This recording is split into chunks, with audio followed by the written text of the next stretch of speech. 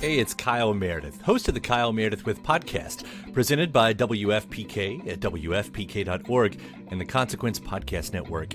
It's a series that puts the spotlight on iconic musicians and actors, inviting them to drop by and talk about their latest projects, whether it's albums, TV shows, films, or beyond. I'm going to say something I don't want to say. Here it goes. Without Spinal Tap, there is no Tenacious D. Whoa! Man! We get great stories and the biggest scoops from people like Garbage's Shirley Manson, the 1975's Matty Healy, Jack Black and Kyle Gass of Tenacious D, Maya Hawke, Kiefer Sutherland, and everyone in between. New episodes arrive every Monday, Wednesday, and Friday, so it's a great way to keep up with your favorite artists and discover some new ones. You can find Kyle Meredith With on the Consequence Podcast Network or wherever you get your podcasts. Ah, the sizzle of McDonald's sausage. It's enough to make you crave your favorite breakfasts. Enough to head over to McDonald's. Enough to make you really wish this commercial were scratch and sniff. And if you're a sausage person, now get 2 satisfyingly savory sausage McGriddles, sausage biscuits, or sausage burritos for just $3.33. Or mix and match. Price and participation may vary. Cannot be combined with any other offer or combo meal. Single item at regular price. Ba-da-ba-ba-ba.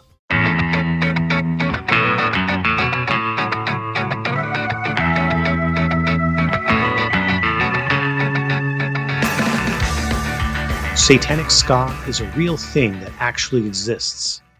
This is a headline that online metal magazine Loudwire ran in 2021. The band they're referring to is, of course, Mephiskapheles.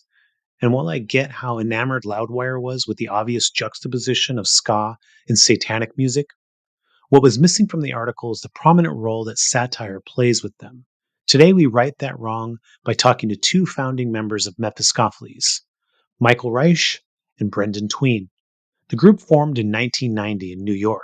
They released their first record in 1994, God Bless Satan, a unique ska album that incorporates jazz, rock, and avant-garde songwriting style with traditional mid-paced ska grooves.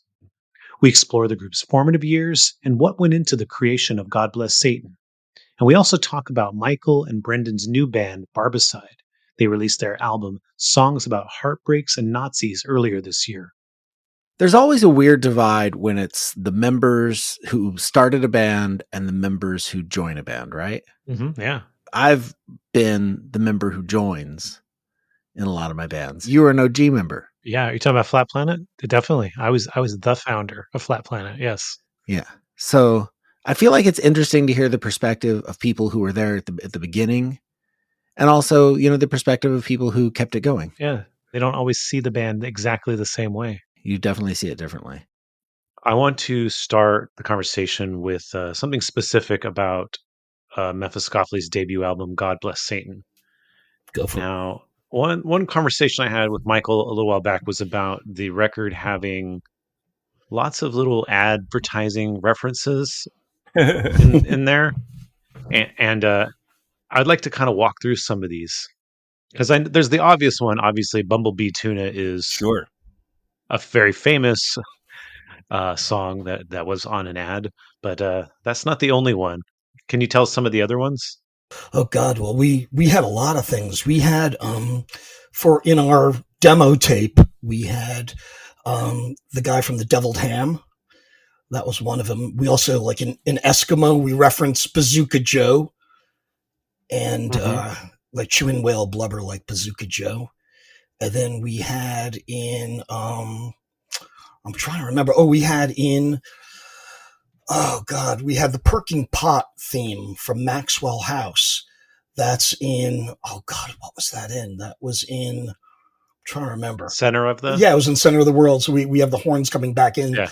And it was like this, it was like a sound jingle. It was it's just like a sound signature that was in in a Maxwell House commercial from like the 50s. That was like ba ba ba ba ba ba ba ba ba ba ba. Things like that. Was really funny. Mm-hmm. I also got one that you told me about was Oscar Mayer Wiener ad. Oh yeah, that's starts the whole album out. Yes, my baloney has a first name. It's Satan. So at this time and to this day, Mikal, you worked in advertising. Yeah. So obviously that's some of this is coming from that, but what's the tone? Are you weaving in these advertising references because you think advertising is evil? You think advertising is funny? Like, what is your tone as a person who works in advertising? Well, it's actually it's a funny question because I was actually in the band before I got into advertising. So I was more, I was coming from the punk scene and from the ska scene and just from the music scene and just doing stuff. And then I randomly got a job in advertising because I was also doing theater. I was doing like downtown experimental, crazy ass theater pieces. And, but then when I got into advertising because I knew this guy, that was in advertising, but, he came to see a show I did. So I kind of came in through the back door, into the agency. So it was more of I was like a punk in an ad scene, but I got into it. I was having fun. So I was having more fun just like seeing what I could screw with in terms of advertising. But I saw the whole thing as like this kind of just disgusting, corrupt, insane, world. So, but I also grew up in front of a television. So I'm kind of obsessed with TV as well. And, I think our generation is, so is Brendan. And, I think when we were just everything about the band was like, I don't know, just some things came out with in terms of us like creating a logo for the band. And just, it was almost like this mass marketed, satanic, weird, I don't know, kind of a more sort of vomiting the whole, marketing and capitalist and crazy world than actually trying to, I don't know, kind of comment on it or just be it. I think that's, it's just having fun with it. So a little bit of a complicated point of view in a way. So it's fun, it's satirical, but kind of a complicated point of view. Yeah. I mean, I think a lot of it was just coming just like almost a regurgitation of stuff. And I think of just a lot of our songs they weren't necessarily preachy or literal or anything. It was just kind of, we were just kind of just things that were just coming off our head. It was almost, I don't know, like on the bordering on not psychedelic, but just sort of on those things where it's like, I don't exactly know what this means. I mean, I think even the whole satanic thing, it was like, it was sort of like everybody was in on the joke, I think, which was like a really fun thing about it. I mean, obviously people that weren't were like, are you really into Satan? And I think it was just us being just like, it was just, we just thought it was funny. And that again, comes back to the whole point is that a lot of what we did because we thought it was funny. It amused us. Yeah. So much about just naming the band Mephiskapheles and doing this thing was just, I mean, the ska scene was really big and we were really into it. When we got into it, it was like the very end of the 80s. When we started, started forming our band and, we started doing it. We just started to play music because none of us were like pro, ska musicians or pro musicians at all. So we were just doing it.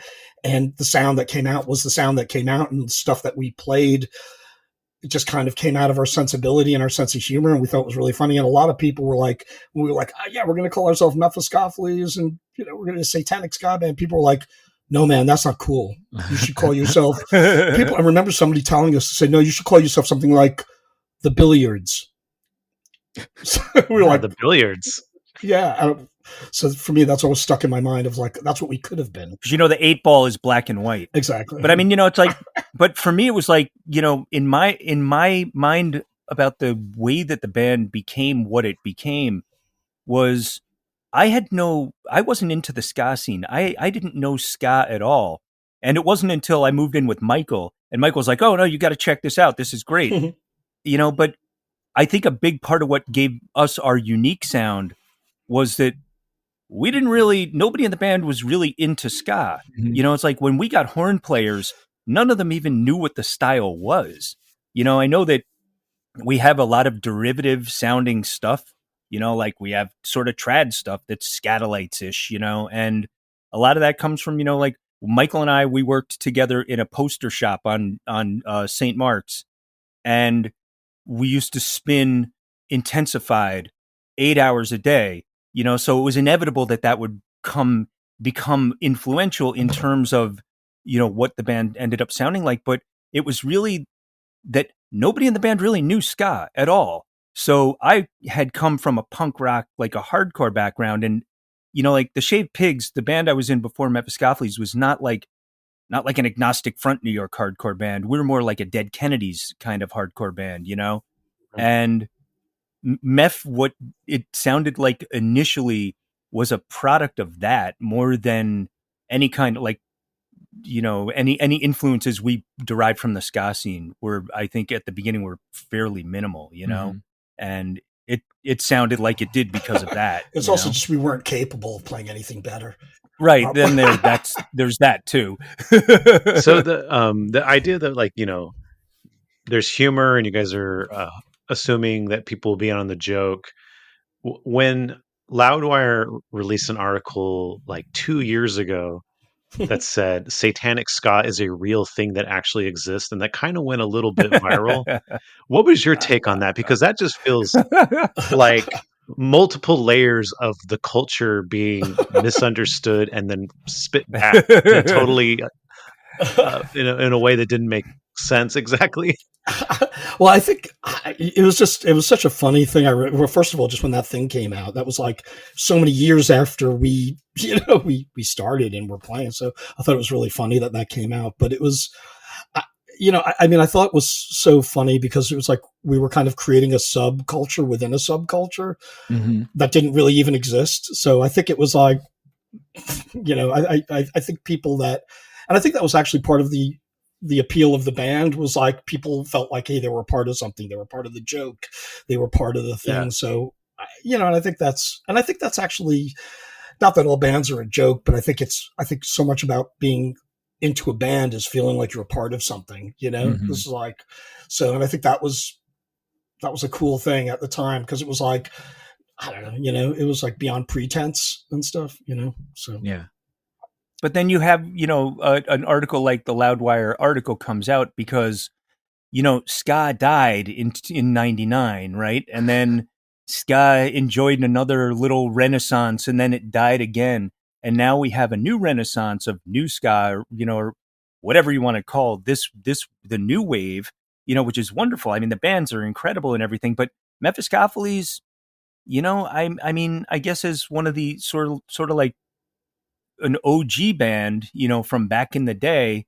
A lot of people that are into ska today really don't know a lot of the bands that were, out there in the 90s, except the ones that, were on major labels, like the Boss Tones and, the bands on 510 and Epitaph and whatever, so Loudwire writing an article about Satanic Ska as a thing and, a real thing, whatever, doesn't really surprise me, given the undulations of, the popularity of ska over the last like 30 years, because it's a long time, There's kind of just been lots of mini waves of it. I mean, because by the time we got into it, for me, and I still think it's funny when people go, oh yeah, Mephiskapheles, that's all old, that's all original. And I'm like, for me, it was like, because I was going to see all these ska bands in the 80s, like Urban Blight and, Skinner Box and Second Step. I mean, to me, there were like all these bands before us. So for me, I felt like we were kind of like the latecomers, but that was 90, but it was just that kind of 80s wave. And the Toasters, obviously, that's where, I mean, I remember going to a Butthole Surfers show in 1985. And cause I was like really into that. I mean, I was really into two-tone when it came out, like in, and I got the Dance Craze album and Specials and all of that, like in 1981 or 1980, I picked that up and we were really into that in like high school. But I was at this Butthole Surfer show and my mind was being blown because I love the Buttholes and Dead Kennedys as well. That was the same show. And somebody handed me a flyer that was to the Toasters. And it was like, ska show, Toasters. And that blew my mind because I had no idea that ska could be outside of two-tone and outside of England. It didn't even occur to me that not just that a scene existed, but like it could actually exist. I was like, what? So, and that was when we went to see them and I realized there was this whole world out there. And it was like, that was mind blowing.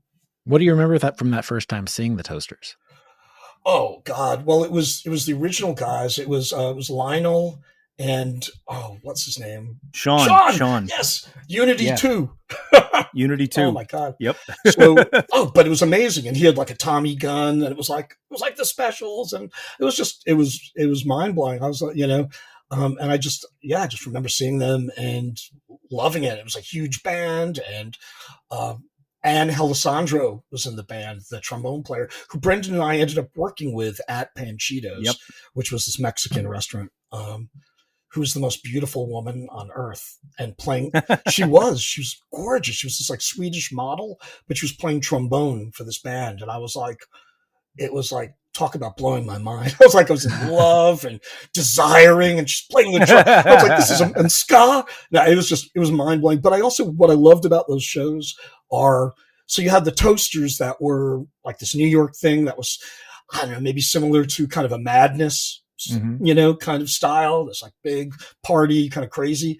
But then you had a band like Second Step. So it was like doing a different kind of ska. It was a bit more reggae. And then you had just all of them. Then you had like urban. Oh, and then Beat Brigade. I mean, they did a totally different kind of thing too. Yeah, completely. Yeah. So, and it was cool. It was big people really different, and also what were the Skadanks called before? Weren't they something else, and then they changed? It wasn't Giant Step. It was something else, but it was like, no, I know. I can't. But we watched them go through their. Yeah. Right? They went through like that organic change where Rocker T became much more doing dub, and that was the funny. dance hall, dub rather. Yeah, that was funny. What were they before that?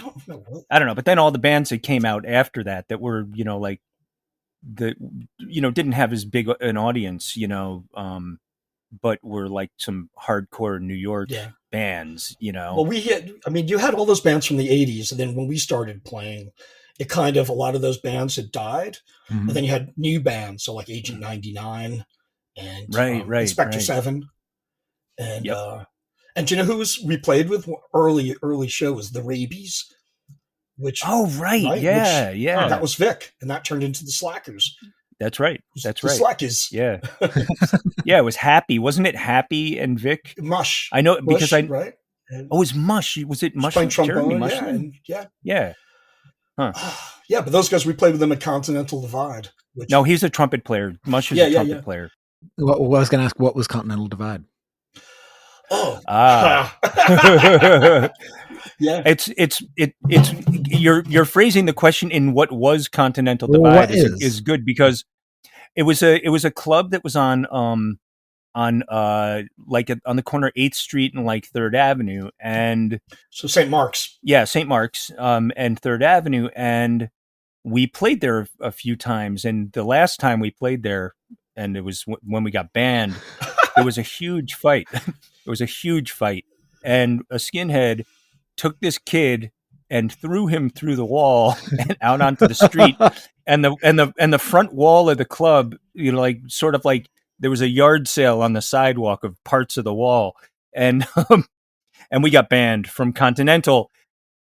And not just that, that's when they renovated. They renovated the entire place because of a Mephiskapheles show. It was hilarious. Well, it was a window, wasn't it? It was a glass window, and he got smashed through it, and then they put it back up with bricks and stuff. No, he knocked out the wall. You don't remember. It knocked the kid. The kid ended up on the sidewalk, and they shut the club, and they had to redo the entire front. And that's when they built the brick wall with no windows, and they painted it black, and they took the dinosaur off the roof. Oh yeah, that was crazy. We used to. They changed it. They changed the name to the Continental from Continental Divide. Yeah, we got banned from a few places. Where else did he get banned from? CBGB's. Yeah, because a bunch of skinheads got into a fight with Hilly Crystal and a couple Hell's Angels and beat them up. And so we weren't allowed to play there anymore. Also, that club where we played with Brown Ploppy. We had on Canal Street. Yeah. On Canal Street. What was it called? The New Music venue. New Music Cafe. Yeah. New Music Cafe. Yeah, we got banned from there. See, we had skinheads that used to come to our show, but New York skinheads, they were black, Hispanic, Israeli, many Asians, a lot of Asians. Yeah, like it was like completely sharp, but they were still just violent and anti-racist, just violent as hell though. Still, oh yeah, they were like, but something was non-specific. They would beat up anybody, especially. And we used to get so many different kinds of, and I think that was also something I loved about our band is like we'd get all these skinheads, we'd get all the rude boys and Scott, but we'd also just get random, and a lot of hippies would come and down and so, but they would always get beaten up. I've run into so many people, now they'd say, "Oh man, you were in Mephiskapheles." I was like, "Yeah." "Oh, I got beat up at one of your shows." So, and we weren't into violence, but I think we liked spiritedness. We liked rioting. We liked chaos and stuff. So I think a lot of bands would like stop if anybody fought and do like lecture the audience. And I think we would just speed up. We had fun. So what was the most chaotic show you played then? Oh God. I mean, there were a few at the Wetlands that were, mayhem. Yeah.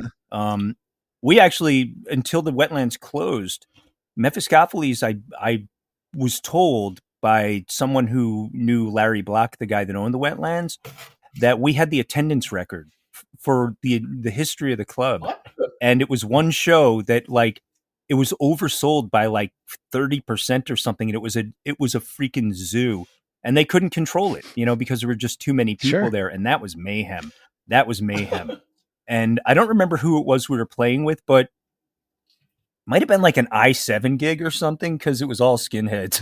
It was chaos. Yeah. But it was really fun. We had the funniest crowd. I mean, that was like you'd have skinheads and stuff, but it was just funny. They would be, dancing on stage and just people just bringing shit. It was just really a funny show. They were there to have a good time. They were there to have a good time. And I mean, it could get rough, but I mean, it wasn't like our shows were violent and people were getting beat up and hurt and stuff. As Michael said, it was spirited. I don't know if you guys have heard our interview with Chris Gethard, but he said that he was a kid and he was, I think it was a Wetlands gig, and you guys brought him on stage and baptized him in Satan or whatever it is you guys do to kids that you bring on stage. Say you love Satan. Say you love Satan. Yeah, I think we were. I think very formative memory for Chris Gethard. It was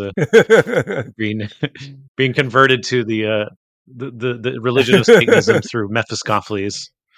Well, we had a lot of people coming up on stage and kids and stuff. Always. It was really funny. That was part of the thing. I mean, so much of us was our shows were just like the audience, and it was just like everybody was a show. And I think that's also that whole thing of being in on the joke, like everybody was a part of the band. It was just like, we never turned people away. If they wanted to come up on stage, it was like, come on up, But it's really funny that you talk about Chris Gethard, because he was part of Upright Citizens Brigade, and I was also doing improv there for a while, and I knew a lot of those people. So there was like some kind of connection between like improv people and ska. And I think it's similar in terms of that audience participation. Like everybody's a part of this thing. It's like you can't do it alone. It's very democratic.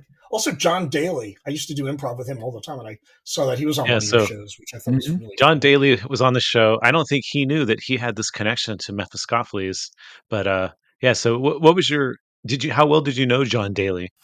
I knew him really well because he was actually a coach for my team. I had a small group, and so I used to see him all the time, and saw him go through a few different girlfriends. And I shot him because I did some commercials, and I shot him for a couple of spots I did, and I used him, and I used Brett Gelman, who was his partner. Do you know Brett Gelman? No. You probably do. He was the bearded guy, like the conspiracy theorist on Stranger Things. Oh, okay. His name was I think it was Maury or something. I can't remember exactly. Yeah. He's like a big guy now. So, but they used to do this like really offensive rap act. Awful. Oh. Yeah. Do you remember what it was called? No. Probably for the best. Yeah, I think I forgot what it was. I don't know what it was. But it was like, I don't know. It's just, I forgot what it was. It's just really bad. In Defense of Ska will return in a moment.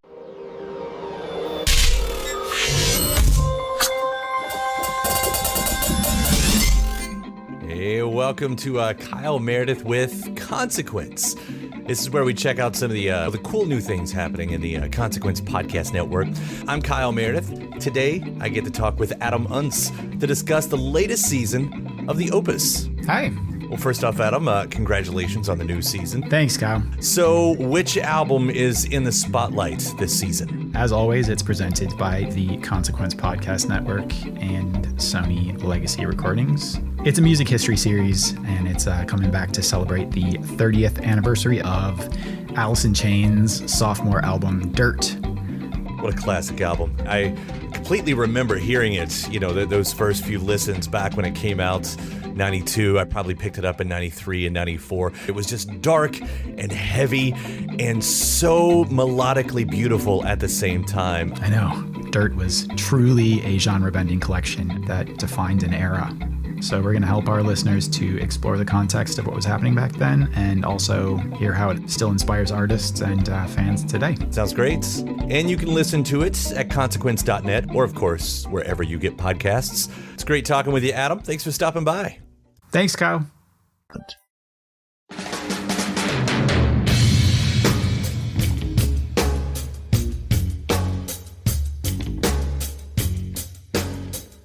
I want to go back a little bit, and I want to talk about Shaved Pigs. Now, Brendan, this is your band. Mikal, you were not in this band? No. Okay. Yeah, Mikal was not. Shaved Pigs was a band for a little while. I know you put out 2 records, some EPs. Yep. Did you guys tour, or was this just a New York thing? We toured Europe twice, but we didn't tour in the States. We played in New York City almost exclusively. We would do day trips, like up to Connecticut or whatever, local stuff. But really, we're local, New York. I found a Maximum Rock and Roll review of your record, Breakfast is Served, from 1987. Oh, dear. Yeah. Here is the review. Rampant sarcasm and a less than tight, ripping hardcore style are the trademarks on this debut LP by the Shaved Pigs. The song structures are not always distinctive in these simple tunes, but their cover of the Isley Brothers' Shout is delightful. Oh, but it's entitled Slam. Good album cover, too. And so the album cover is a waiter serving a pig head on a platter next to some milk, juice, and toast. Yeah, breakfast is served. On the second Shaved Pigs record, Cheers, there's a song called Cop Shot. And if you listen to Cop Shot, the opening guitar riff is the opening guitar riff of Bumblebee Tuna. Huh. Oh, interesting there. Yeah. That's where the Bumblebee Tuna intro came from the Shaved Pigs song. Oh, nice. Yeah, it's got kind of a heavy beginning. Yeah. That was the opening of Cop Shot, the Shaved Pigs tune. Brendan, I'm sorry. Do you remember why we started doing Bumblebee Tuna like that? Of course. No, but not just because of your connection, which you could talk about, but we used to do Bumblebee Tuna where it kind of just started, yum, yum, Bumblebee. We used to just do it straight. We didn't have that kind of dub opening, but we were opening for the Skadanks at Wetlands once. And we said, hey, wouldn't it be really funny if we did what we call Bidley? So we did like a faux dub. Biddly, exactly. Bum. Hey! Exactly. Yeah. So we just started going, dun, dun, dun, dun, dun. So then we did that actually just to be part of that show as a joke. And then we kept it. And then you added that. It was a little bit of a joke aimed at Rocker T, right? Sort of, yeah. Yeah, a little. We weren't taking the piss. It was because it was just, I don't know, we were kind of sending up the whole scene in a lot of ways. Yeah, but in a lot of ways, we were sending up the whole scene. Yeah, yes. Biddly, bum. Hey. But affectionately, we loved all these bands. There was no competition. Right. We weren't trying to be nasty ever. I mean, we were friends with everybody in the bands that we played with, it's like, we didn't have any enemies, there were people that didn't like Mephiskapheles because of the satanic thing. Oh yeah. And there were a bunch of bands that wouldn't play with us. But we didn't really care. We were just like, okay, whatever, We had a show canceled. We were on tour and we were supposed to play Bring 'Em Young. Right. And there was like a 3-day ska fest and we were headlining the last night. And then when we got there, they said, oh yeah, no, there was a problem with the electricity. and you can't play here. And they were like, one guy was just shaking his head. Yeah, that's a lie. No, that's not true. But we found a club in town. We had a great show, but it was really funny. So I'm sure, like, come on, could you imagine some guy on like the community, outreach thing? It was like, so it says here that they're a satanic band. Is that true, Elmer? He was like, Well, I think that's really funny because it's not like you guys were named the Billiards. You were Mephiskapheles, and it was right there in the title when they booked you. Yeah. Right. But it's funny. This was also what I thought was funny about our thing. So we're the satanic band, but with this really kind of a bit of an obscure intellectual reference, like artistic, yeah, so, which I loved. So you got these skinheads going, I'm going to see Mephiskapheles, it's a portmanteau on Faust's, because, I mean, it's a reoccurring theme throughout history, Yeah, basically, yes. I mean, how could they not know? Yeah, I don't know. Yeah, how can they not know? I guess maybe they're not well read. Is that what we're getting at?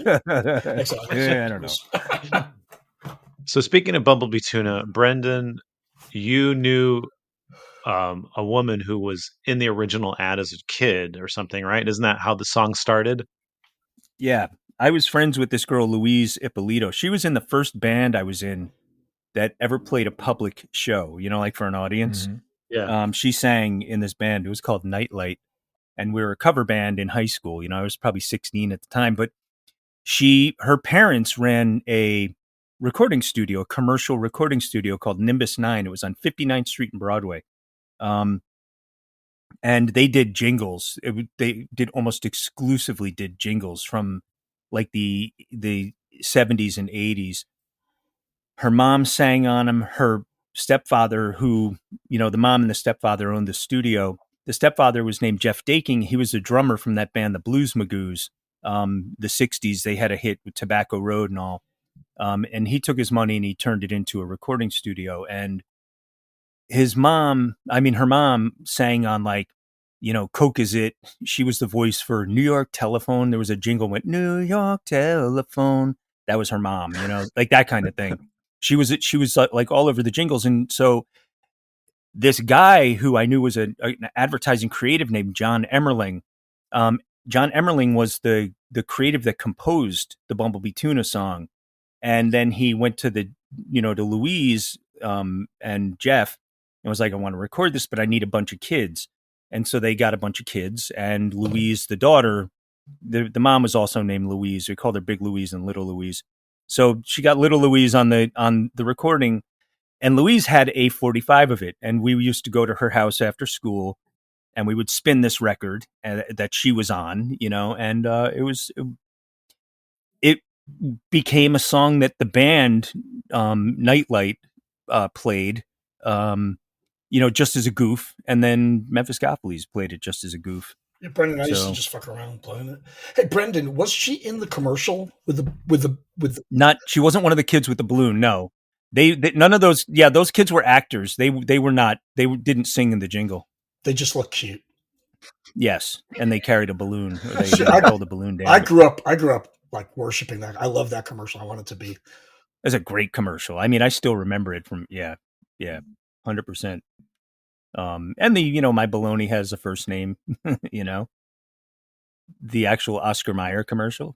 Can you talk about the decision to have that really long outro on Bumblebee Tuna recording? Oh, yeah, no, So anyone who hasn't heard the song, it goes a cappella. It just goes on and on and on. Yum, yum, yum, Bumblebee Tuna over and over and over and over again, way past the point where you think it's going to end.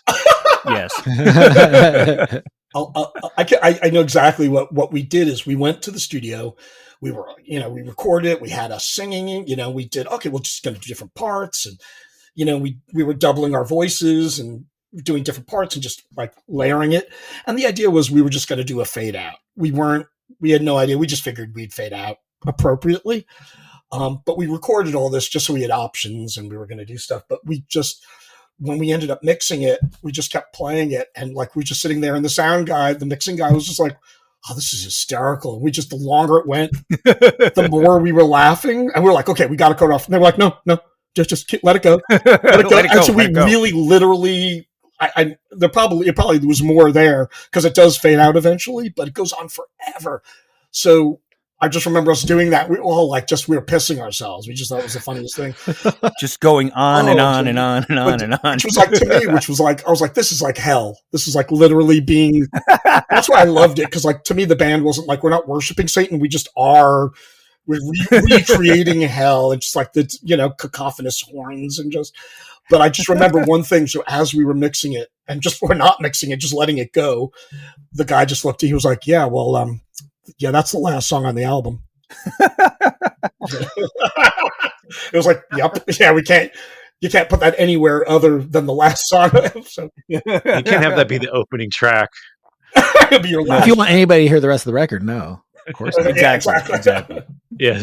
So you guys mentioned Panchitos before, where I think the two of you guys met, right? Yeah. Yes. So you guys worked there. Who? There was another person you worked with. Do you mind mentioning their name? Yeah, sure. Ann Halancio? No, another person. I know. I'm kidding. Can we talk about Ann again, please? She's the most beautiful woman in the world. Ann, if you're out there and you're still in your 20s, never mind. So mention him. This other person. Who's this other person that you used to work with at Panchitos? So his name was it John Stewart Leibowitz at the time? Wasn't it John? Wasn't it Leibowitz? Yeah, it was John Stewart. He was another waiter there, and he was just getting his start as a comedian, and he was actually performing.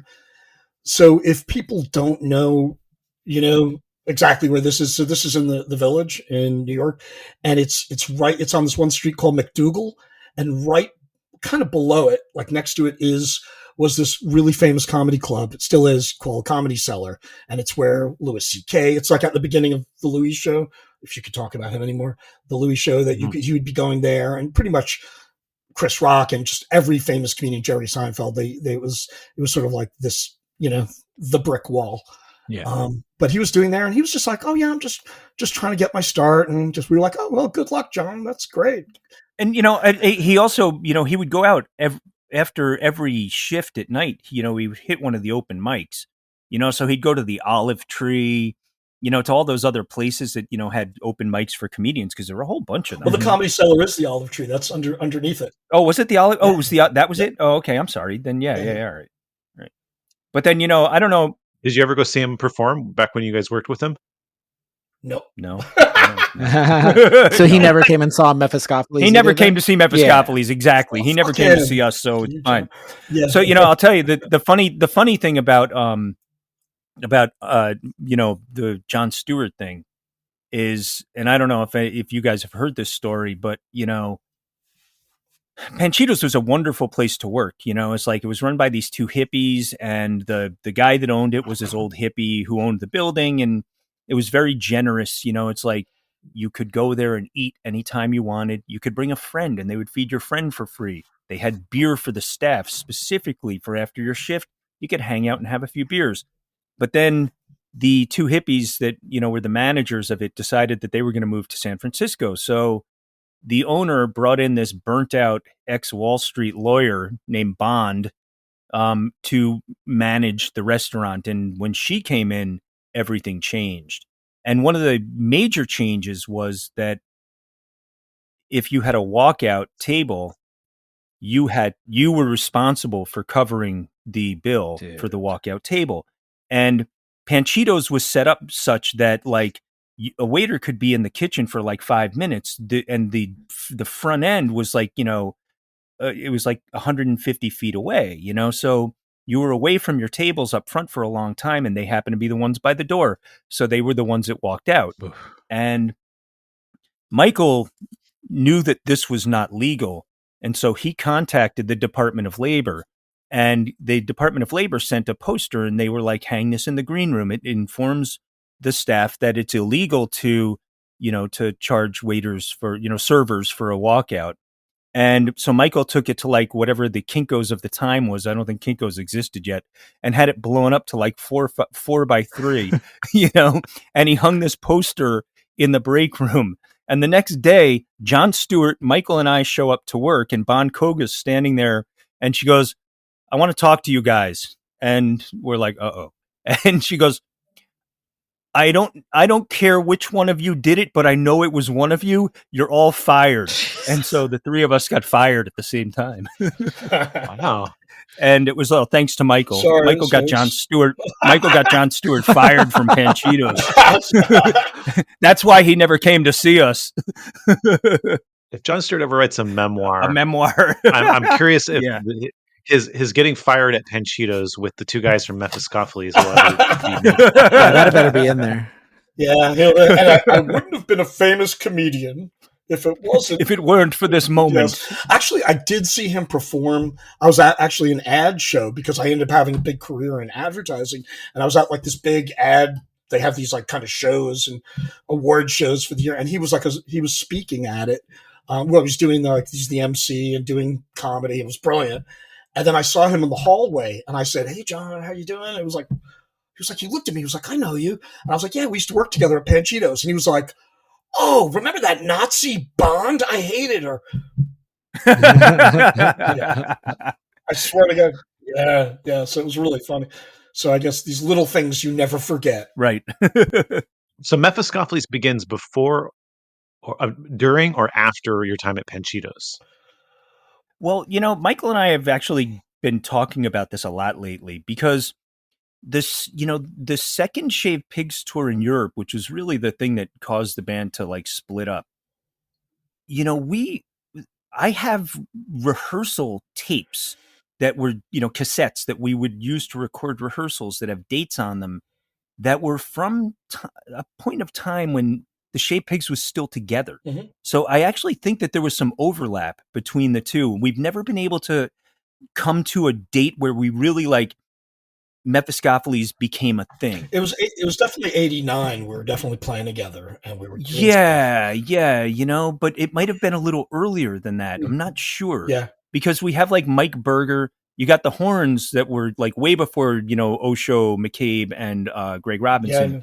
The horns that were there before them was Dave Doris, Mike Berger, that English kid James that played trumpet, Rick Sanford, the trombone player, and Rick Sanford was the dude that played trombone on the demo. But McCabe and Osho were there at that point, and that was like 90, right? So, yeah, because what we did is Brendan and I started playing together, just like the two of us, and then we'd bring in like a friend. Yes. And then we'd bring in somebody else. So we just kept kind of playing and trying to drag in people, and we were just trying to get things going. But it dragged on for a while. And we get interest, and it took a long time, and I think that the thing that really turned us into a band was when Michael put an ad in the Village Voice and Vittel Cherry answered it, and that was when we went from being like playing in the bedroom, and occasionally going into a rehearsal studio. But Michael and I lived together, so like Andre and Brian would come over, and we'd sit and we'd write songs, and, we'd hang out in the apartment, drink beer and like smoke pot and like, Yeah, we had like Doomsday was dragged, we had like, that was the first song we were playing. So that dragged on in different forms for, so we had them. So then we brought everybody in. But that was like 89, 88, because we were living in the East Village. Yeah. We were living right by Tompkins Square Park. And it was the summer of the riots where the police took over. Yeah. It was crazy. I mean, it was a really like, we were living in like Beirut. Pretty much. The real turning point for the band, which, changed us from being like, something we were doing in our, basement to like being a real band was when we got Vittel Cherry as the bass player, and then we got serious. Well, because we had a steady bass player, because then we had a rhythm section, like a steady rhythms. It was more of just repetition, yeah. And then Dave Doris, and he was a guy that I knew from high school that, because I'm originally from Long Island, and I was actually going to see the Scofflaws before they were playing, But I was living in the city, and I was like, you guys should come into the city and play ska, play more of that, the good stuff, because they were playing everything. They were still the New Bohemians, and we got this guy Dave to play with us, and he actually wrote like a lot of the lines, and yeah, he did. Dave Doris wrote a lot of stuff. Yeah. like we were just having fun. We used to listen to like, oh God, all sorts of, all sorts of wild stuff and a lot of classical and like weird stuff. And that's where kind of a lot of the atonal kind of, horn stuff came from. It was more kind of mocking that. So Doomsday is your first song you write. Can you kind of discuss your approach to playing ska? Because it's different than other bands of that era, but it also seems there's a very specific idea behind how you approach this music. Yeah, it was the specials. I mean, if you talk about the rhythm section, it's like the way that I played the guitar for that was really just because of listening to like Roddy Byers, and playing like Roddy Byers. I mean, you sound so much like Johnny Thunders too. I think it's like, well, right. I mean, in terms of influences, I still play the exact same thing that I've been playing for 40 years. You know what I mean? Yeah. It's true. I mean, if you listen to the Barbicide record, it's like I'm playing the same stuff I was playing in 1990, and I'm playing the same stuff I was playing in 1980. Get a guitar lesson, buddy. No, but I mean, it's like you can tell the continuity, especially with me and you, with Barbicide, and I know that that's not the subject of this, but it's like you can hear it. I think so much of it, and I think like I was talking to you about this, Aaron, a long time ago when we were playing, is just, I think so much of it is like you could have intention of what you want to play and what you're going to play. And so much of it is just what comes out of you from the life of you. So I think we kind of I think we wanted to play ska. Obviously I think I really loved Fishbone. That was like another revelation moment. I was like, wow, this is American ska, and it can evolve from the specials. And, I was also listening to a lot of like Studio One stuff, but we couldn't play any of those styles specifically, but I was just like, but I like the idea of like, oh, let's play ska, let's play, like punky, and let's play enthusiastically. And that's just, like I didn't have the kind of control to be like, I'm going to play this style, or I'm going to play this. So it was just sort of what came out. And it was just, I think it was just 100%. And I think, I think even when we've tried to play like, like when we played like on our demo tape, we have Shaman Scandal. So we're playing like an old school ska song, but it just comes out kind of our enthusiasm and just our natural flow. So it's a bit, loose, I guess. But with Mephiskapheles during the era that you guys are in the band, you always have the ska drums. And I think the ska drums was kind of a key component for you in terms of calling yourselves a ska band, allowing the music to evolve and do different things, but sort of keeping that basic rhythm connected to ska and not going into other directions. Absolutely. I mean, that was something I felt really, really strongly about, because I was like, okay, because we were selling ourselves, and it was also what we wanted to be was Satanic Ska. So it was like, we are ska. And a lot of bands, and I love them, they're all different, but a lot of bands were going, okay, we're ska plus funk. We're ska plus rap. We're ska plus this, and we're heavy metal. And the thing was like, for me, like a lot of the bands, when they would like go into a different style, the rhythm would be different. And I felt like suddenly the ska part was gone, and I would like be standing there waiting for it to come again. And I'm like, oh, now it's ska.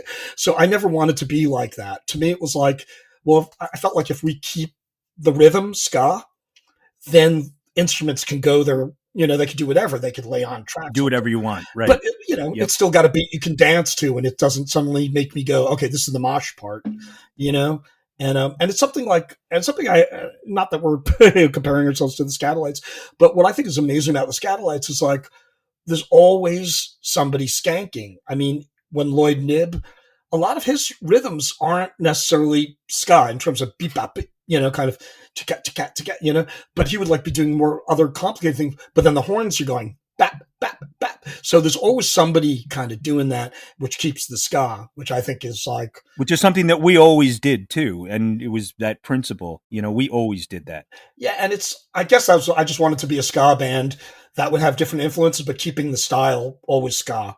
And I always felt like it was cheating when like you'd go, now we're doing funk, we're doing, at least for us, it's just not what we wanted to do. But it seemed like if you could keep that ska rhythm or a dance rhythm like that, then you could have cacophonous horns, you could have other things on top of it, but you could still dance to it. So to me, that was kind of I don't know, just what I wanted to keep. It's also, I couldn't play any other styles. The idea of keeping the rhythm rooted in ska, but allowing the music to go into to not sound like traditional ska. I think that was a unique take from that era, because it seems like bands either were like, okay, we're going to play ska and we're also going to try to sound like we came up in Jamaica in the 60s, or they were like, no, we're going to go way out there. We're going to try to take Fishbone elements and do everything and not really be traditional ska in any way.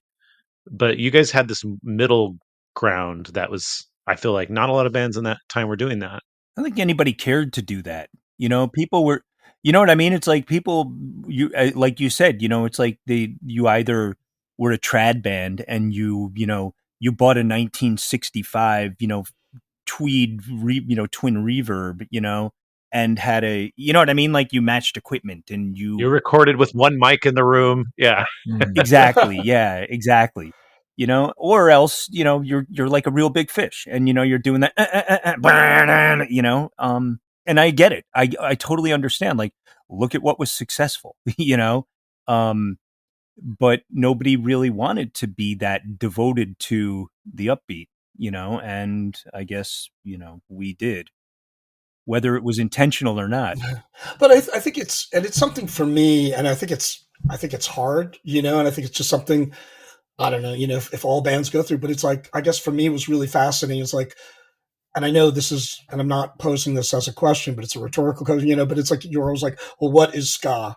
And I know that's like the big thing. Is this ska? Is that ska? Is that ska music? And I think for us, it was like, well, how do we still keep it what we think is ska, keeping in the style that still doesn't, but ska doesn't have to sound trad. Like, I love trad bands. Like, I love like Hepcat's one of my favorite of that. Oh yeah, absolutely. 100%. And Scofflaws, and like, I love that. LGB. But, like, we certainly couldn't do that, and we weren't feeling that. So we were like, well, how do we keep it ska, keep the style ska, but expand it so it's still ska, but it's bringing in other things. And I think it's really tricky. And I think a lot of bands will go, oh yeah, we're ska, but we're, we bring in other styles. Like, but to me, as soon as you go to other rhythms and suddenly it's like, well, it's just different parts of, I don't know, it's like ska, and then there's funk, and there's whatever. Well, I mean, it's one of the, going back to what I'd said earlier about the people we brought into it. It's like the horns that we brought in, particularly Osho and McCabe, because Greg had played with a ska band. He had some experience in the style before he played with us, but Rick Sanford did not, and McCabe did not, and Osho did not, and them being allowed to do their thing on top of what you and I were doing, and then Vittel coming in there playing the way he played, was a whole, like, you're taking like almost antagonistic styles, and putting them on top of each other, and somehow it comes out working well, We'll be right back after this.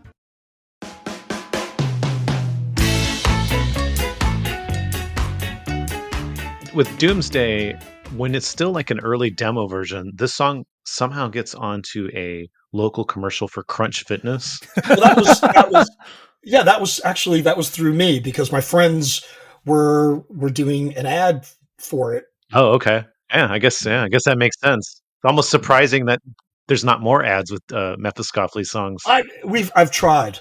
Do you know how many? I mean, even recently, I was like, I've made so many other bands very rich, and I was like, hey, how about this song? And the client's like, no, it doesn't. I got the Budos band onto something. I've tried other things, but I've tried. Trust me, they just don't go for it. What was the biggest pitch that you would have liked to have landed that you didn't?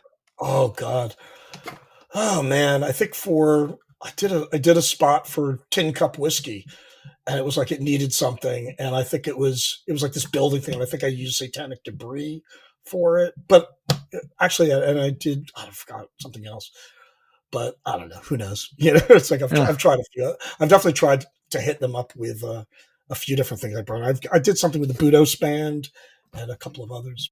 Did you ever reach out to Bumblebee Tuna? No, they reached out to us. Did they? Seriously? Yeah, they did. Yeah. What happened? they asked us to re-record it, and someone in the band didn't. Someone in the band said no, absolutely not. Well, because it was like there was a young kid that was running it for a while. I think he went to jail. But remember that? There was like some kid. Yeah. Like in his 20s or something. Or he was like somehow he became CEO.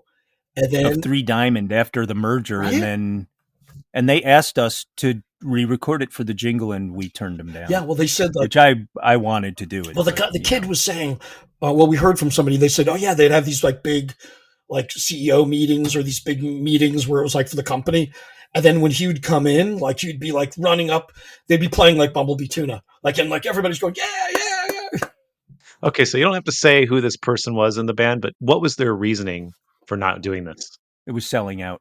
I mean, you guys are already advertising for Bumblebee Tuna at this point. I mean, I get it. I get it. I had no problems. I would have had no problem re-recording it too, because we would have been able to retire on the money, Well, it's funny though. We put it on the album, but we couldn't, even though it's our own version, we couldn't put like who, the publishing rights, because it's like, no, of course not. Because it's like the publisher doesn't even own it. The company owns it. So it's sort of like, it's not public domain, but it kind of is. And so, I don't know. So, yep. What it falls under. I regret not, us not having done a commercialized version of that song. So, but sure. C'est la vie. Yeah.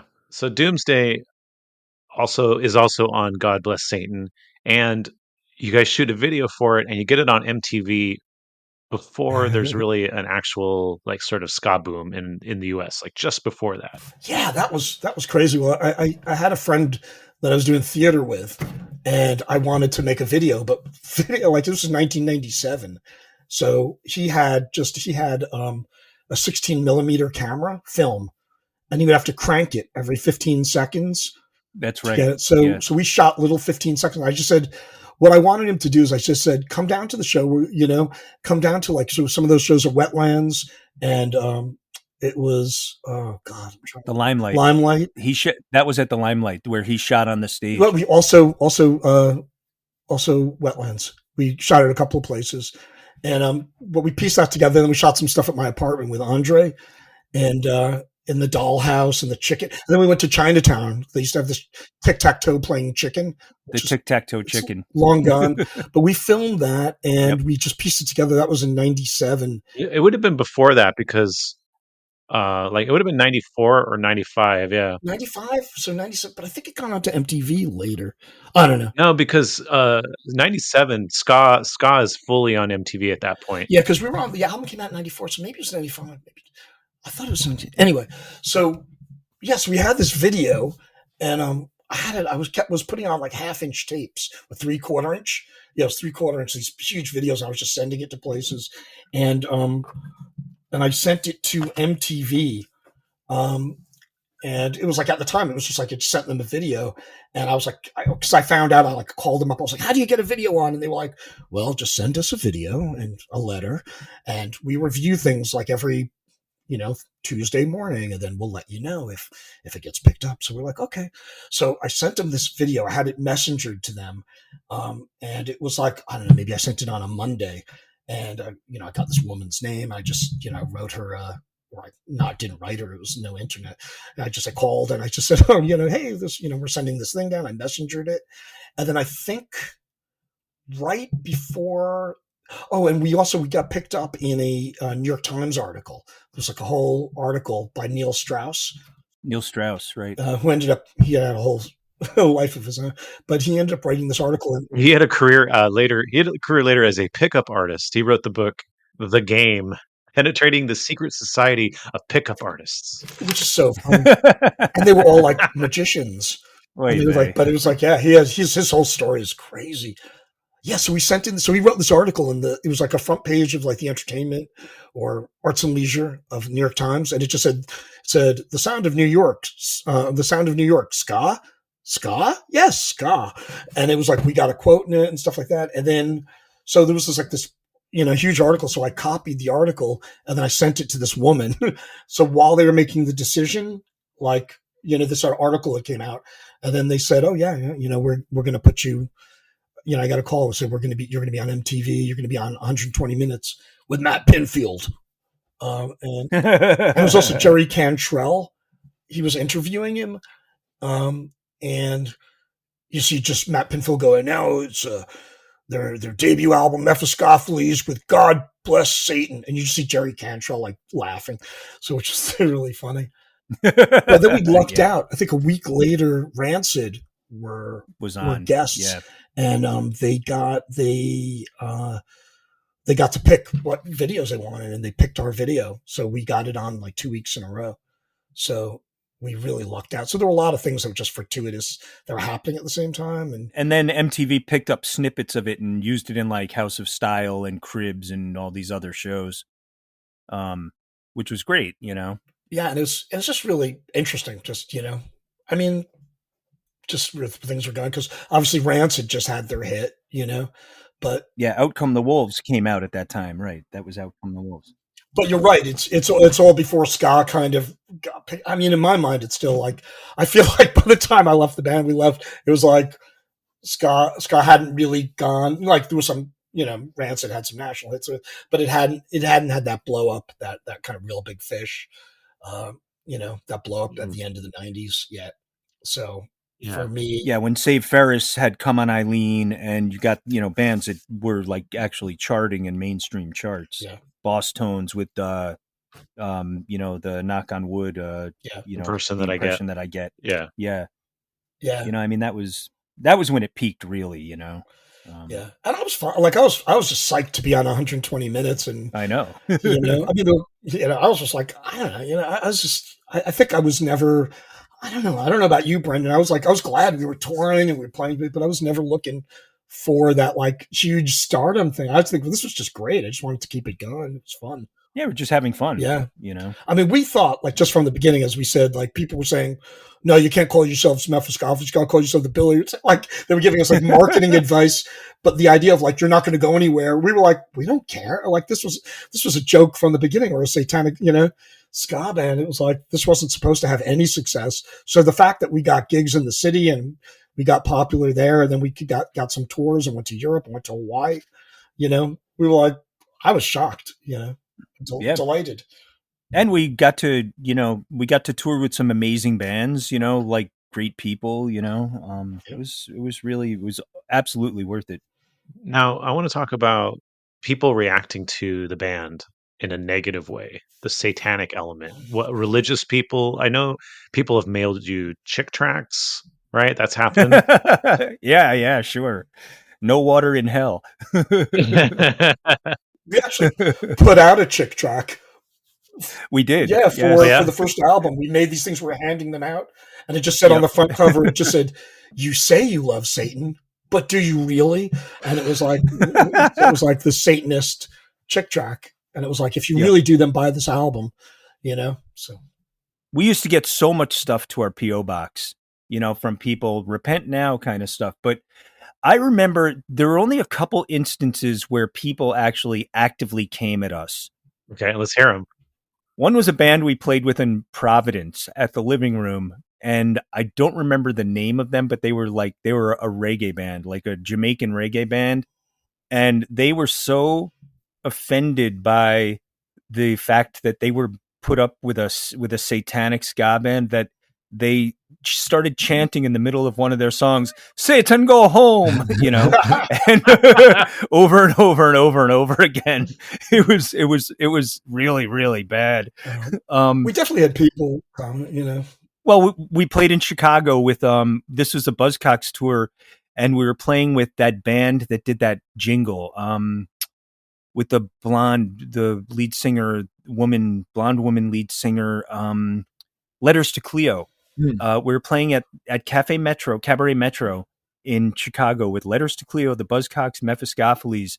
And apparently, I didn't see this, but people were telling me that there were Christian protesters out front and that they had blocked in Letters to Cleo's bus, and the bus pulled out and hit one of them, or something bad happened. They hit one of the Christians with a sign.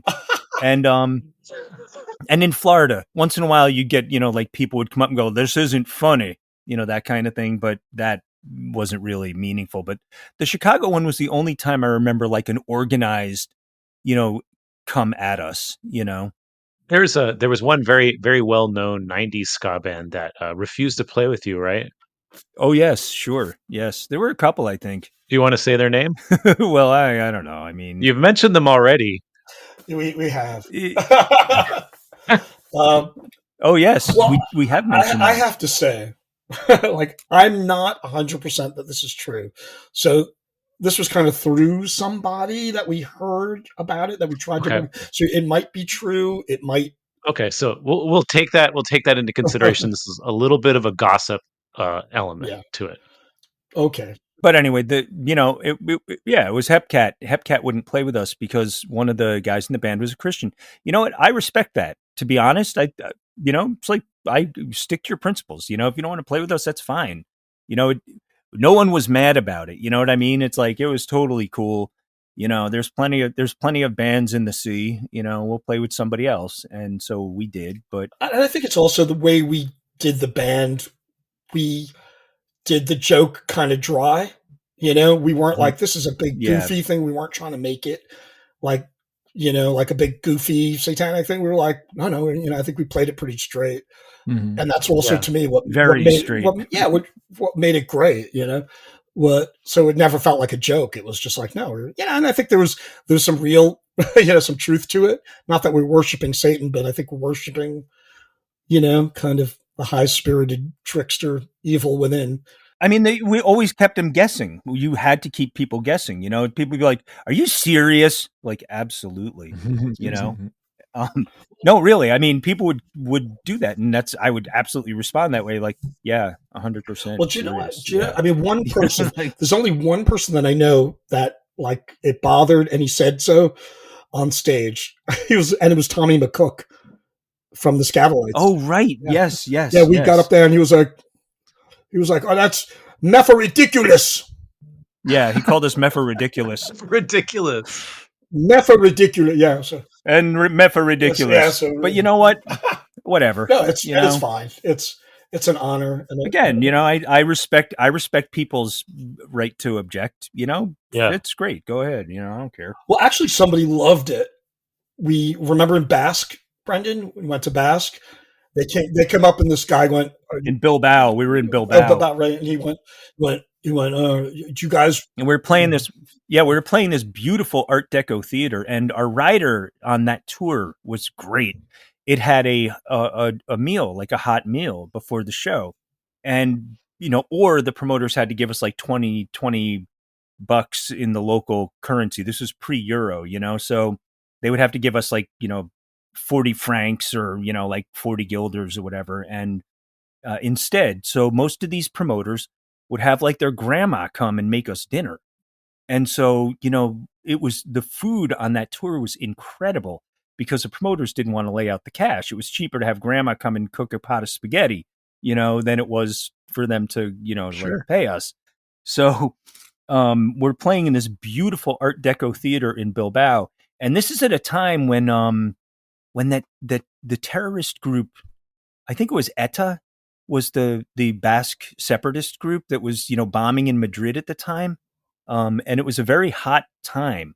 In fact, when we were in Bilbao, there had been an incident in Madrid like that, in the last day or two. Maybe it was in Barcelona, but something had happened recently. So the city was on high alert and blah, blah, blah. It was like, and there were a couple things that happened. The first thing is when Richie from the Scofflaws, we were playing with the Scofflaws, comes out on stage, he goes, "Hello, Spain," and the place sort of like, that scene in Animal House where they walk into the Dexter Lake Club and the record player stops, Yeah, it was sort of like that, because it was like, it's not Spain, bro, and you don't say Spain to the Basque people.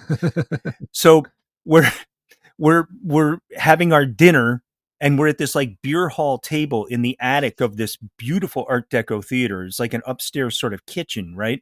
And I'm sitting next to this like 80-year-old guy, and he starts chatting with me. He's like, he tells me that he's the manager of this theater, and he's been the manager since World War II, and he loves this, and he goes, and so you are a satanic band, yes? And I'm like, oh man. And I'm like, yeah, we're a satanic band. He goes, good.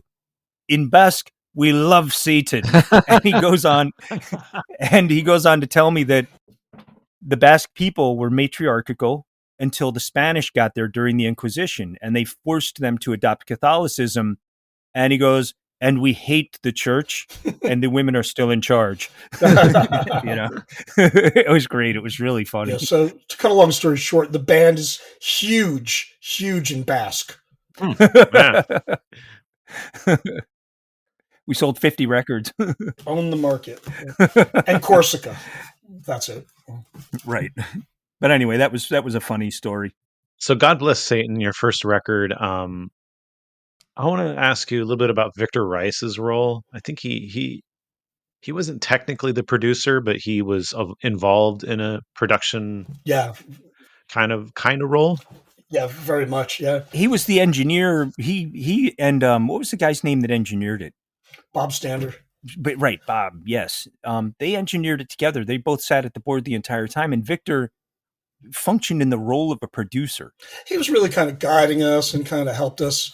Mm-hmm. But that was sort of, that's when we recorded it, and he was just giving us, kind of wanted us to be us. So he kind of acted in that role very much in kind of the recording. But then we went back. He had played with us. Yeah, he knew us so well. He played us with us our from first gig. Playing with us. Yeah, he would play bass in the first show. Yeah, and we recorded that live. And he also he just gave us some advice, and just he kind of just really support and really kind of helped us make it ourselves. He enabled Michael to insert all the silly sound effects and do the which. The boings and that kind of thing. Yeah, tons of. I love that. I love putting all that. I know. So we did that, and he, then we mixed it at that studio. But then I think when we came back, we were like, oh, it's not sounding as big as we wanted it to. Yeah. It was sounding great, but it was sounding. I think we just wanted it to sound, grander and bigger. Not heavy metalish, but just more like I don't know, just bigger. So then we ended up doing some wall of sound, more of a wall of sound. That's what we look for. And I feel like with a lot of the, opposed to the Studio One style, that was all minimalist. We were maximalist. We're how do we make this bigger and huger, like an orchestra? And then that's where we ended up connecting with Bill Laswell, and going to Greenpoint Studios. And, so that's why Bill Laswell ended up getting the producer credit, but we gave Victor spiritual leader, something like that. Yeah. Yeah. Spiritual. Which I don't think I realized at the time. I should have put him down as producer. I feel bad. I feel like we kind of, because I don't think I realized. I was like, no, this is actually really important. And, what he gave the band was so much. He really contributed so much 100%. To it. And Victor's pure love of music and love of individualism. So, but he was it wouldn't have been the same without him. Absolutely. He was absolutely instrumental to the way that album came out. Yeah. I think we should have given him producer credit because he did function as a producer. And lots of albums have more than one producer. Yeah, exactly. Yeah, but we gave it to Bill Laswell because we're whores and we just wanted to impress people. We're clout chasers. Yeah, it's just anything because hey, look, we take what we can get when we can take it. Okay, so sometime after the release of the record, you guys go on tour with Gwar and Letters to Cleo. Yes. Yeah. No, the Buzzcocks and Letters to Cleo. That's a little bit later. Yeah, that was a little later, but with Gwar was just us and Gwar. Yeah. Okay. I mean, it seems perfect. It seems perfect to me that you guys went on tour with Gwar, but I'm almost surprised that it actually happened because that just seems like one of those man, this would be the perfect tour. Mephiskapheles and Gwar. Too bad nobody ever does these kind of things. But you guys got that tour. That was an interesting and chaotic tour in that, when we would walk out, people were like, fuck you, Gwar, we want, But then by the time we were done, people, seemed to, we were actually able to convert a lot of people, and the tour was an amazing, amazing experience and a lot of fun. And I think that, it really helped us, and I hope it helped Gwar too, Yeah, it was wild because we did get people on our side, It's a funny crossover of music. Yes, but you had to earn them on that tour. Yeah. Definitely. It was not a ska crowd exactly. Yeah. It's like, what are you going to do? Throw blood at me? It's like, we're playing. Now, the show in Detroit was overrun by Nazi skinheads. That was amazing. Yeah, that was amazing. What happened? All right, so it was the only venue on the entire tour that served beer in glass naturally, right? And we're playing at, I think it was a State Theater, I think it was called. I don't remember the name of the venue, but it was a big venue outside. The show was sponsored by a local radio station. So you had a DJ, emceeing in between the bands, introducing bands and, giving away prizes and whatever, the DJ kind of stuff. And the venue held about 4,000 people.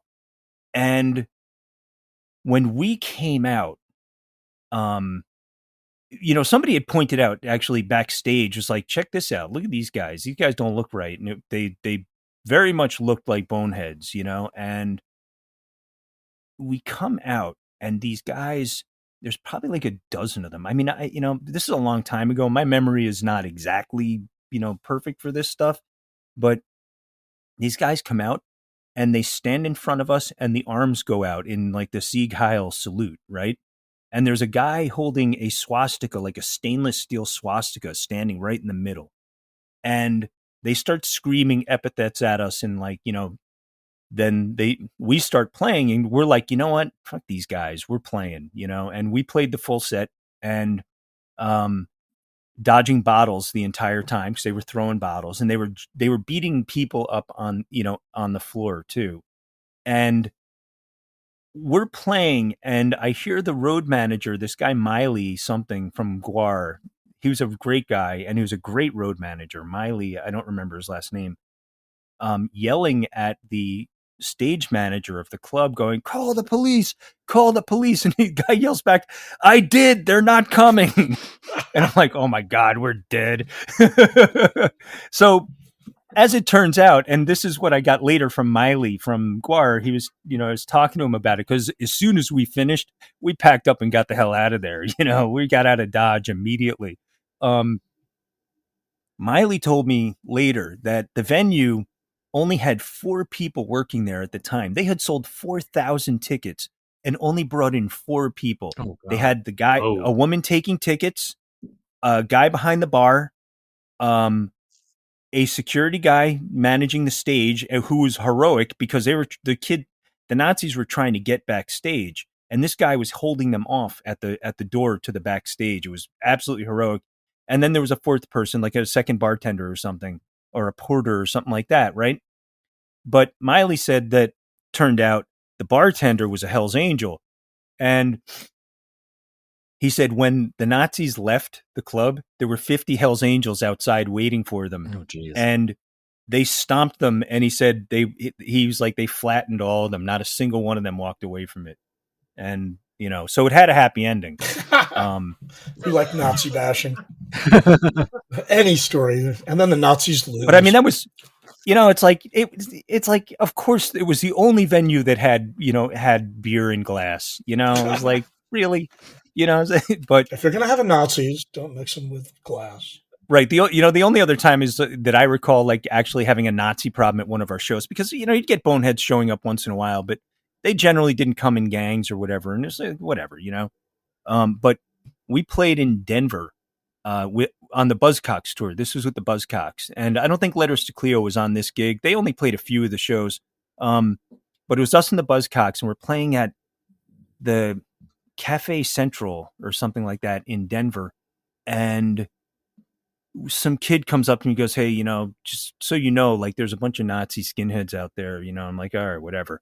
I was like, thanks. And so I said to Pete Shelley, because I was like hanging out backstage and I see him, he's like sitting there having a beer. And I'm like, I go sit and I'm chatting with him. I go, oh yeah, by the way, watch yourself. There's like a bunch of Nazi skinheads out there. He goes, are you kidding? I'm from London. I can handle these guys, and I was like, good point. He's like, in the 1970s, we had a real problem with Nazi skinheads, but I'm not worried about Denver, America, and, there was no problem though.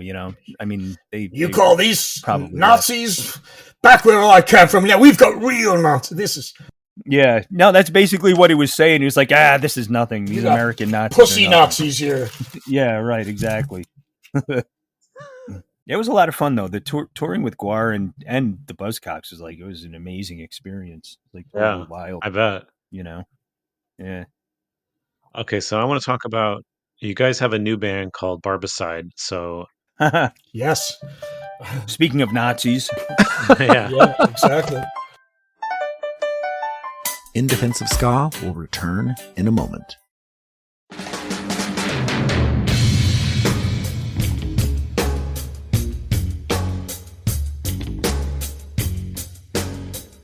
let's talk a little bit about the formation of this band, but also kind of within that is that as we're getting into this era that we're talking about, just after God Bless Satan, you guys both leave the band.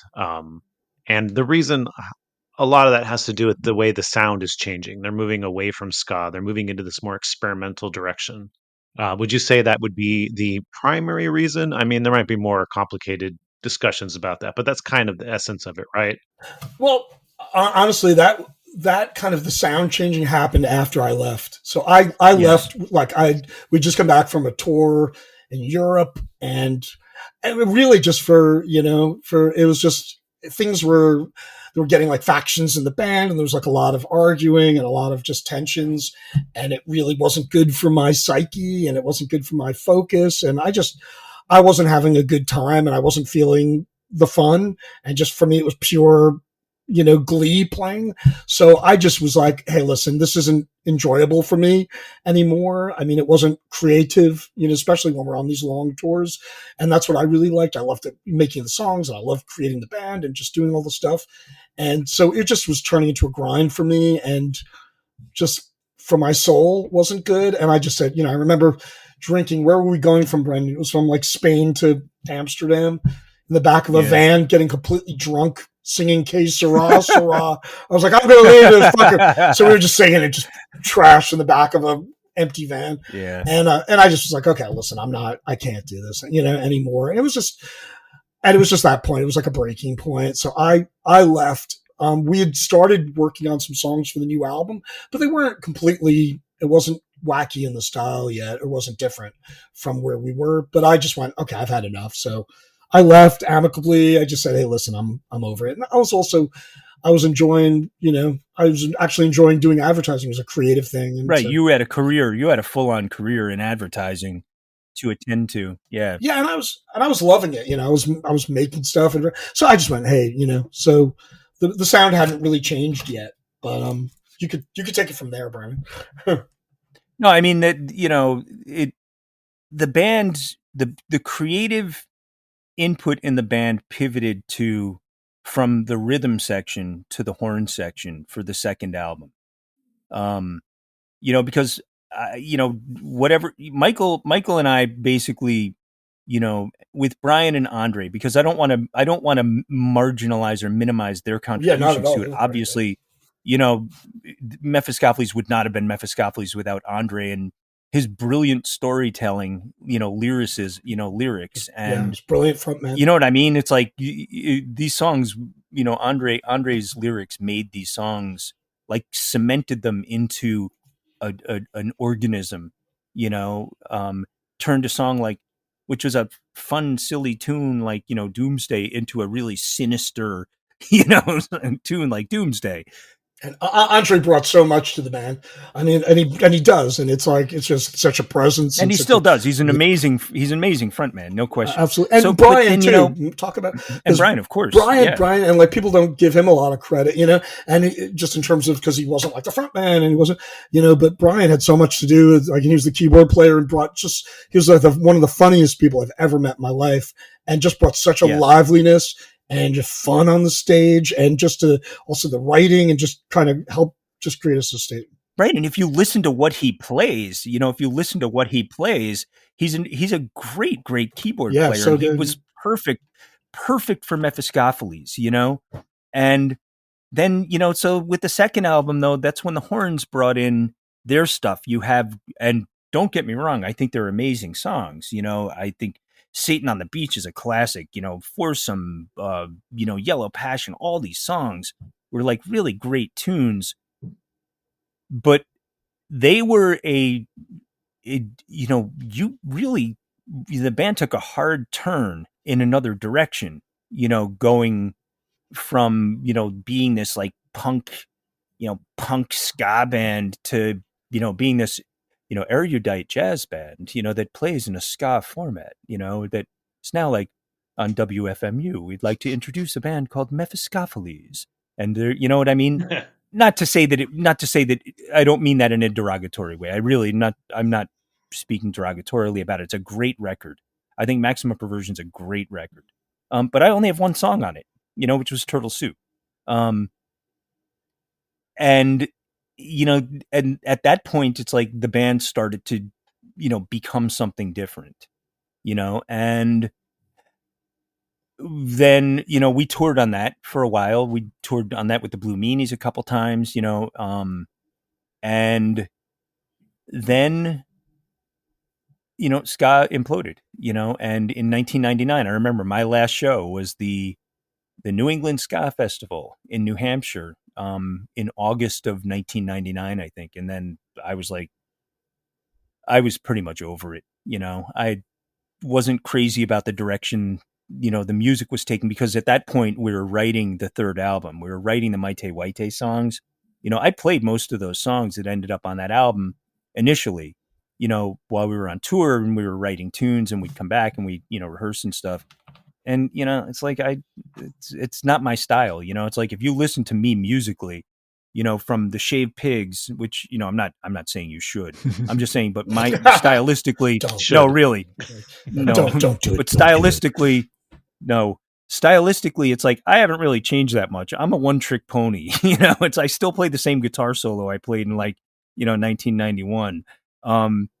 And, it's like, I think I started this before. It's like, there's absolute continuity there. If you listen to, the Shaved Pigs, then you listen to Mephiskapheles, the early stuff, the Demon, and God Bless Satan. And then you listen to the Barbicide album.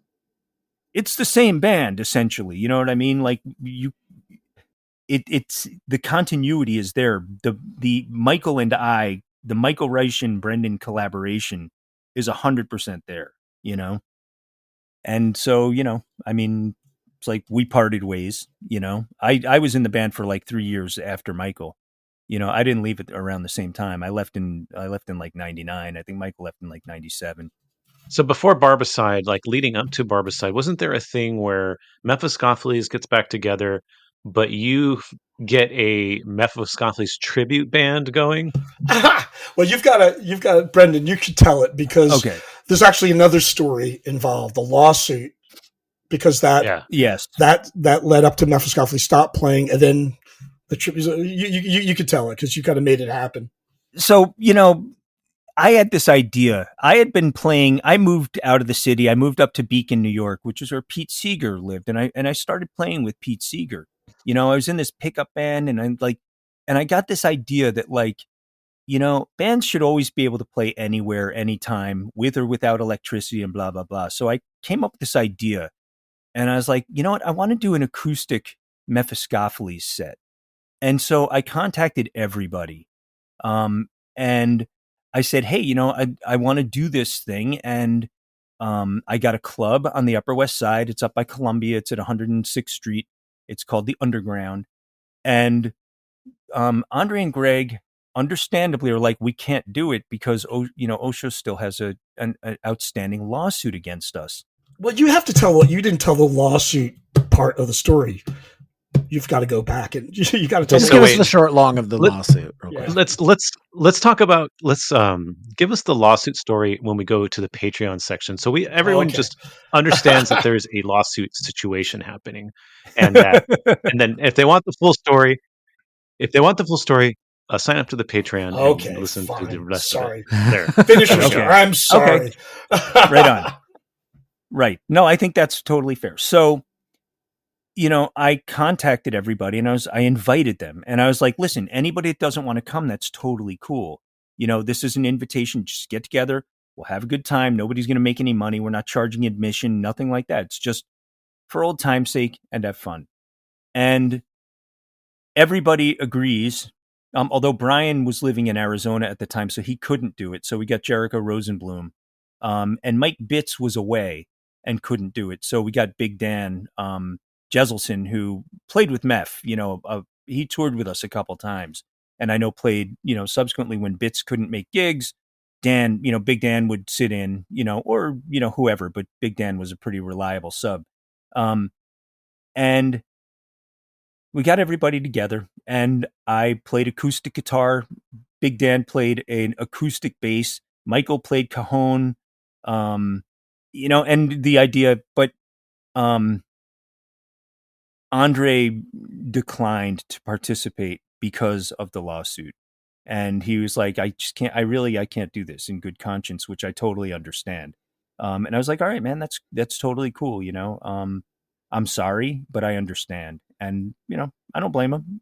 It's like the lawsuit caused chaos in people's lives, so. And Mephiskapheles wasn't playing at the time. Right. They were not playing, like Greg and Andre and Bitts and Brian were not playing because of this outstanding lawsuit, which they, was the right decision because, it's like you don't want to open yourself to even more liability and whatever. But you called the project Doomsday, the ultimate Mephiskapheles tribute, right?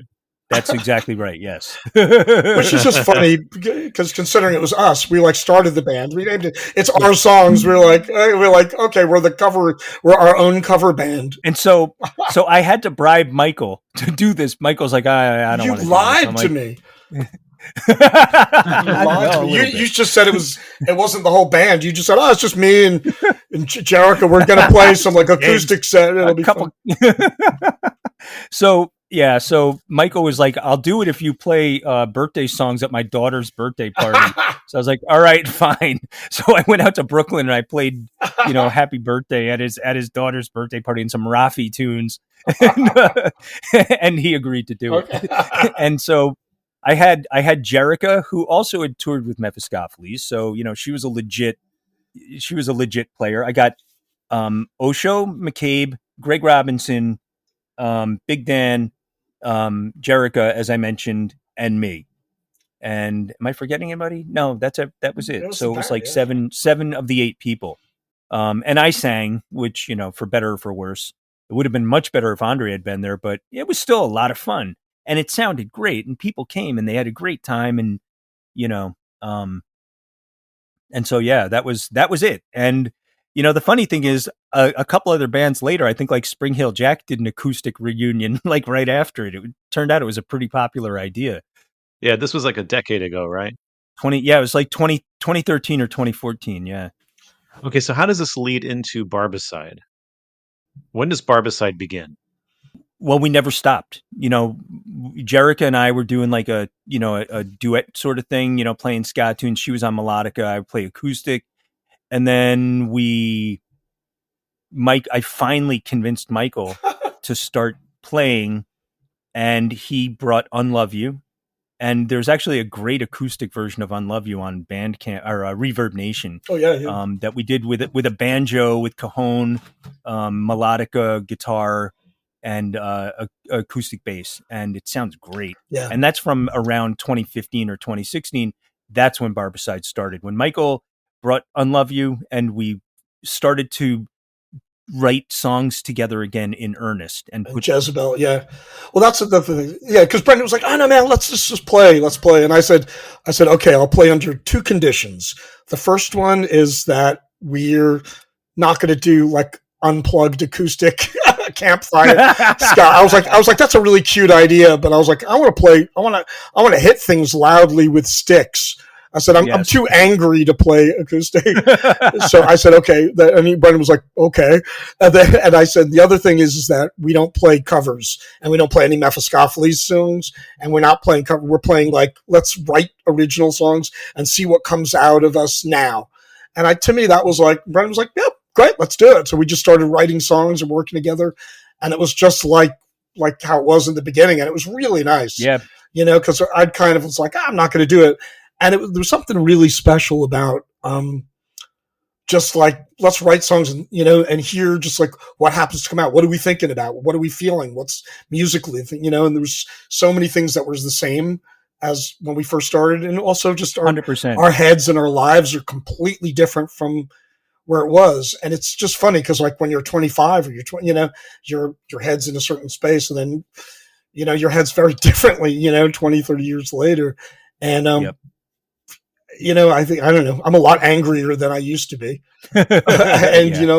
we've both been through a lot of shit, and the world has like changed a lot. So I don't know, but it's cool. There's still very similar attitude and similar spirit, but it's just, I think just even just personally is, I hate to use the word artist, but just like as a songwriters and, just like going, wow, that's what we sound like. That's what I'm thinking is really neat. We're still the same people we were. We're just older. Yeah. Yeah. The record just came out about a month or so ago, and it's called Songs About Heartbreak and Nazis. Yes. Explain this title. Well, I think when we started writing songs, we didn't have themes in mind. We were just writing what was coming from the heart and stuff. And a lot of them, we just realized at the end, we're like, a lot of them were about heartbreak and love loss. Like a lot of them have like in the title, like unlove you and, why don't you love me anymore? And all these like real heartbreaking themes.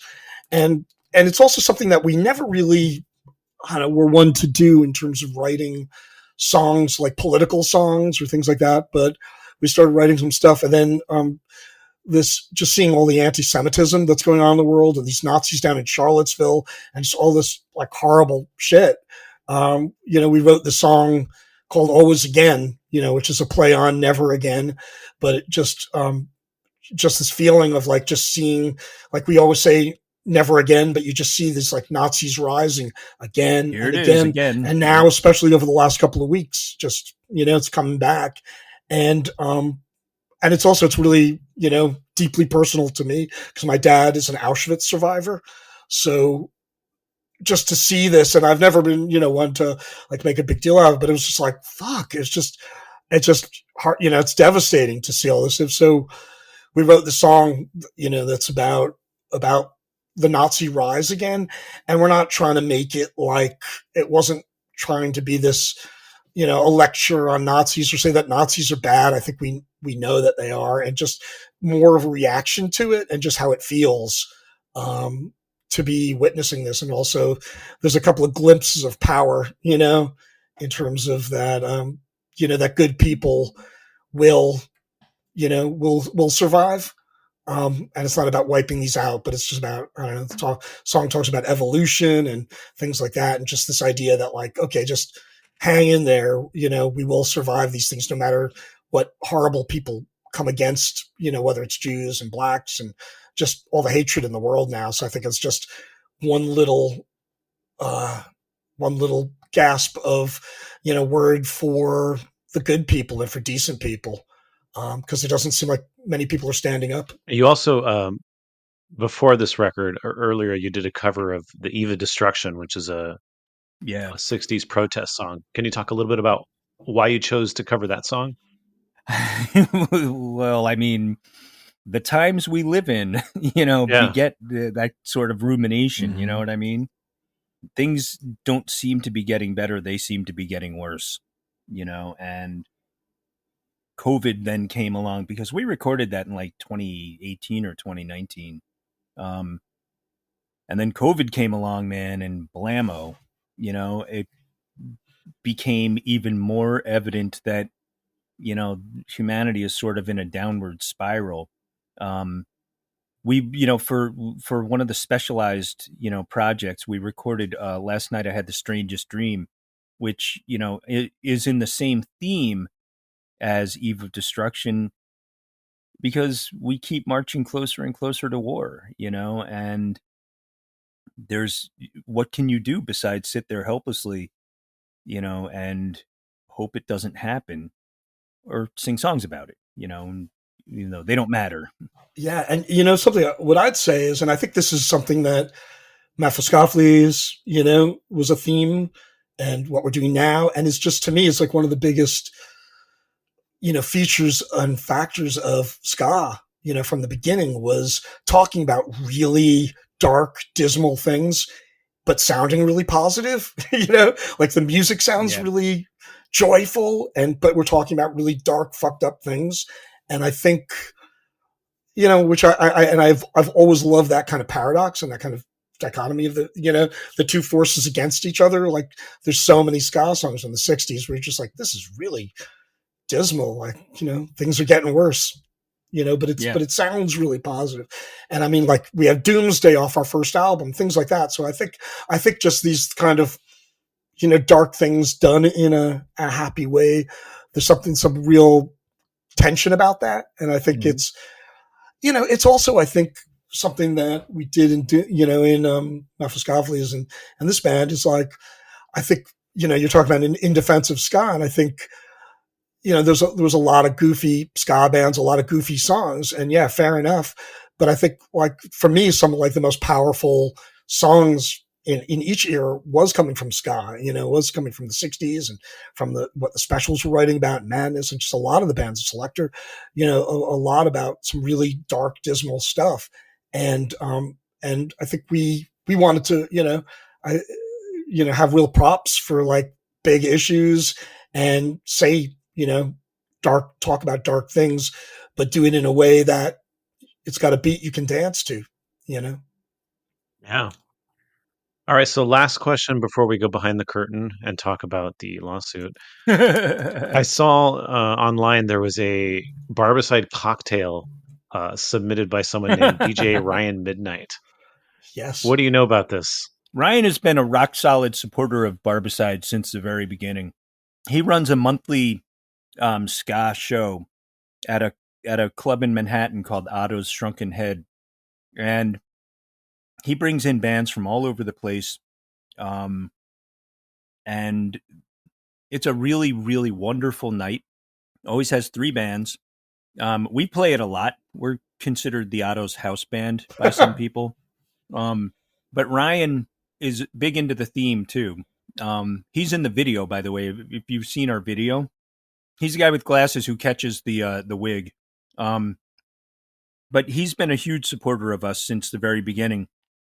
And, Otto's is a tiki bar. So they have like, fruity, fancy drinks. And Ryan was like, well, there obviously has to be a blue Barbicide drink, so he came up with this idea for a Barbicide drink. So Barbicide, we haven't actually mentioned this. Barbicide is the fluid, I guess you could say, that barbers use to clean their equipment, right? Yes. It's another trademark that we're infringing. Yeah. This is you're seeing a pattern, but I think what we No, Michael, I just for the record, this is a parody. It's not an infringement. It's a parody. Sure, Brendan. Okay.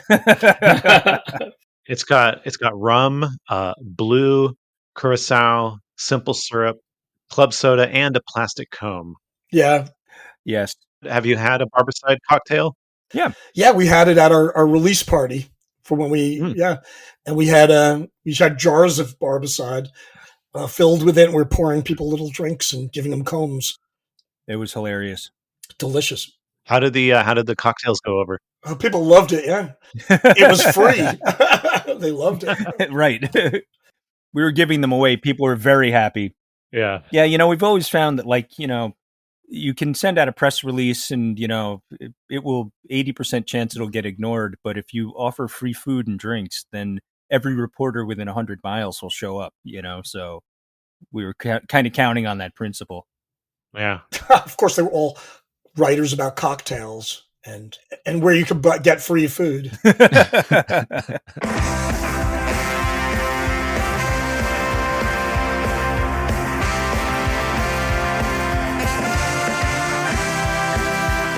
Thank you for listening to In Defense of Ska. To support the show, sign up for our Patreon. Intro and outro music by Slow Gherkin from the EP Lives. Additional music by Dan P. and the Bricks. Please rate and review the podcast and tell a friend. Follow at In Defense of Ska on social media. The book In Defense of Ska by Aaron Carnes is available from Clash Books. Order it online. Chris Reeves of SPI is our editor. This is your co-host, Adam Davis of Omnigon, leaving you by saying ska now more than ever.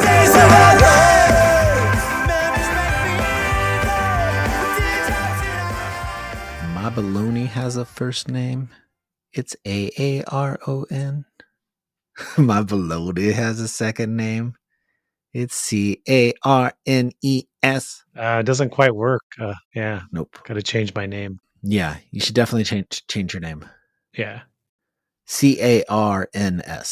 Carns. Carns. Kearns. I like that. Carns. So once we're done changing your name, you know what we're going to do after that? We're going to step behind the curtain with our friends here from Mephiskapheles and Barbicide. Yeah. And we're going to talk a little bit more. Oh, they get into some lawsuit. Yeah. It's like nitty gritty. Yeah. If you like that kind of stuff, drop a little cash and give it a listen. Yeah. We started to get into it in front of the curtain, and then we said, no, too hot for the main feed. Got to take this behind the curtain. So $5, head on over to the Patreon, and we will see you over there. And by the way, while we're at it, we interviewed 3 other members of Mephiskapheles a little while back. So go back and listen to that episode if you haven't already listened to it. Yeah, go check that out. Who do we got next week, Adam? Next week, we have my friend, comedian Ana Valenzuela. Oh, another scumedian. Probably one of the best. Under 30, choosing health insurance for the first time, there's a lot to figure out. HMOs, PPOs, HSAs, copays. And if you actually need care, how do you even know it's covered? Well, don't worry, because Kaiser Permanente's got you covered. With straightforward answers about health plan options, information on choosing a doctor, understanding deductibles, and more. It can be a lot, but Kaiser Permanente has answers. Check out kp.org/betterhealthmas to get it all figured out. That's kp.org/betterhealthmas.